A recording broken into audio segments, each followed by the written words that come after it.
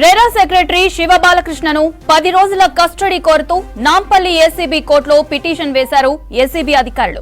ACB custody petition పై ఇవాళ విచారణ జరగనుంది. శివబాలకృష్ణ హయాంలో జరిగిన అవినీతిపై ఆరా తీస్తున్నారు ఏసీబీ అధికారులు. డెవలపర్ కంపెనీలు, అధికారులు, బంధువులతో లావాదేవీలపై దర్యాప్తు చేస్తున్నారు. ఇప్పటికే భారీగా ఆస్తులు గుర్తించినట్లు ఏసీబీ అధికారులు శివబాలకృష్ణ బినామీలను విచారించే అవకాశం ఉంది. బ్యాంక్ లాకర్స్, ల్యాండ్ డాక్యుమెంట్లను పరిశీలించనున్నారు. రైట్, దీనికి సంబంధించిన మరిన్ని వివరాలు రత్నకుమార్ అందిస్తారు. రత్నకుమార్, శివబాలకృష్ణ కస్టడీ పిటిషన్ కి సంబంధించిన అప్డేట్స్ ఏంటి?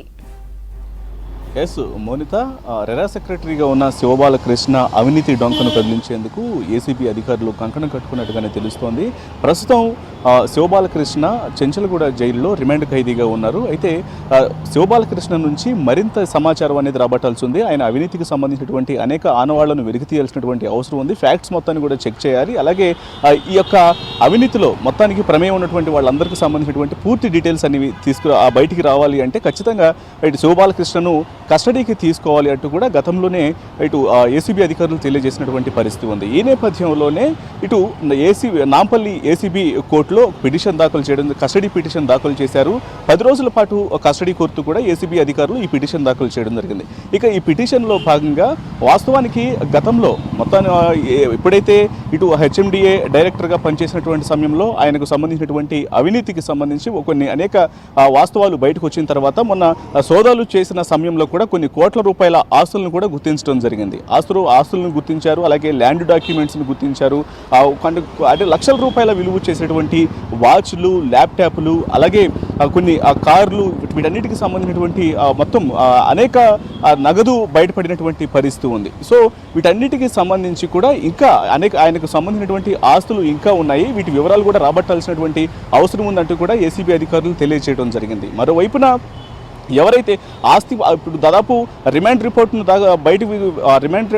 రిమాండ్ రిపోర్ట్ బయటకు వచ్చినప్పుడు కూడా అనేక దాదాపు 50 కోట్ల వరకు స్థిర చర ఆస్తులను గుర్తించడం జరిగింది.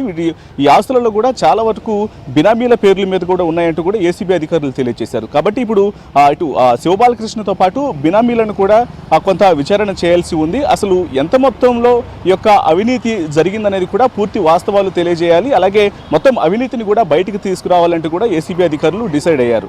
ఇక గతంలో అంటే ఆయన 1994 గ్రూప్ 1 అధికారిగా నియమించబడినటువంటి దగ్గర నుంచి ఎప్పటి వరకు కూడా ఈ యొక్క 30 ఏళ్ల సర్వీస్లో అనేక అవినీతి కార్యకలాపాలకు ఒడిగట్టడం జరిగిందంటూ కూడా ఏసీబీ అధికారులు ఒక నిర్ధారణకు రావడం జరిగింది. ముఖ్యంగా హెచ్ఎండిఏ ప్లానింగ్ డైరెక్టర్గా ఉన్నటువంటి సమయంలోనే ఏదైనా ఒక వెంచర్కు సంబంధించి, ఒక వెంచర్ అయినా సరే, రియల్ ఎస్టేట్కు సంబంధించినటువంటి అనుమతులైన, బిల్డింగులకు సంబంధించి, డెవలపర్స్, అలాగే ఇన్ఫ్రా అనుమతులు, ఏ యొక్క పని జరగాలన్నా సరే ఇటు ప్రతి సంతకానికి కూడా లక్షల్లో వసూలు చేసేవారు. ముఖ్యంగా ఒక కోడ్ లాంగ్వేజ్ని శివబాలకృష్ణ ఫాలో అవడం జరిగిందంటూ కూడా ఏసీబీ అధికారులు ఒక క్లారిటీకి అయితే రావడం జరిగింది. ఇటు 2 వీలర్ అంటూ 4 సీటర్, 7 సీటర్, 6 సీటర్ ఇలా కోడ్ లాంగ్వేజ్ను ఉపయోగించుకుంటూ కూడా ప్రతి పర్మిషన్కు 20 లక్షలు, 50 లక్షలు, 60 లక్షలు ఇలా అనేక కోట్ల రూపాయల అవినీతికి పాల్పడినట్టు కూడా తెలుస్తూ ఉంది. సో వీటన్నిటికి సంబంధించి ఇప్పటి వరకు ఆయన కొన్ని 100 కోట్ల పాటు దాదాపు హెచ్ఎండిఏ ఇటు డైరెక్టర్గా పనిచేసినటువంటి సమయంలో 120 కిలోమీటర్ల పరిధి హెచ్ఎండిఏ పరిధి ఏదైతే ఉందో ఈ హెచ్ఎండిఏ పరిధి మొత్తంలో కూడా ఆయనకు అనేక అనేక భూములు ఉన్నట్లు కూడా ఆ భూములకు సంబంధించినటువంటి డాక్యుమెంట్లను కూడా ఏసీబీ అధికారులు గుర్తించారు. సో వీటన్నిటిని ఆ డీటెయిల్స్ మొత్తాన్ని బయటకు తీసుకురావాల్సినటువంటి అవసరం ఉంది. కాబట్టి ప్రస్తుతం 10 రోజులు ఆ కస్టడీకి ఆయన ఇవ్వాలంటూ కూడా నాంపల్లి ఏసీబీ కోర్టులో ఇటు ఏసీబీ అధికారులు కస్టడీ పిటిషన్ దాఖలు చేయడం జరిగింది. ఈ కస్టడీ పిటిషన్ మరికొద్ది సేపట్లోనే విచారణకు రాబోతోంది. ఇదిలా ఉంటే మరోవైపున ప్రస్తుతం చెంచలగూడ జైల్లో రిమాండ్ ఖైదీగా ఉన్న శివబాలకృష్ణ తను బెయిల్ కోరుతూ బెయిల్ పిటిషన్ దాఖలు చేయడం జరిగింది. సో అంటే ఈ యొక్క కస్టడీని వ్యతిరేకిస్తూ కూడా బెయిల్ తీసుకోవాలన్న ఉద్దేశంతోనే బెయిల్ పిటిషన్ దాఖలు చేయడం జరిగింది. సో మరికొద్దిసేపట్లో ఈ యొక్క ఇటు బెయిల్ పిటిషన్కు సంబంధించి, కస్టడీ పిటిషన్కు సంబంధించి కొంత విచారణ జరగనుంది. కాబట్టి మరి బెయిల్ ఇస్తారా, లేకపోతే ఇటు ఏసీబీ అధికారులు కోరుకున్నట్లు ఇటు 10 రోజుల పాటు కస్టడీకి అప్పగిస్తారనేది మరికొద్దిసేపట్లో తేలే అవకాశాలు కనిపిస్తున్నాయి. మోనిత.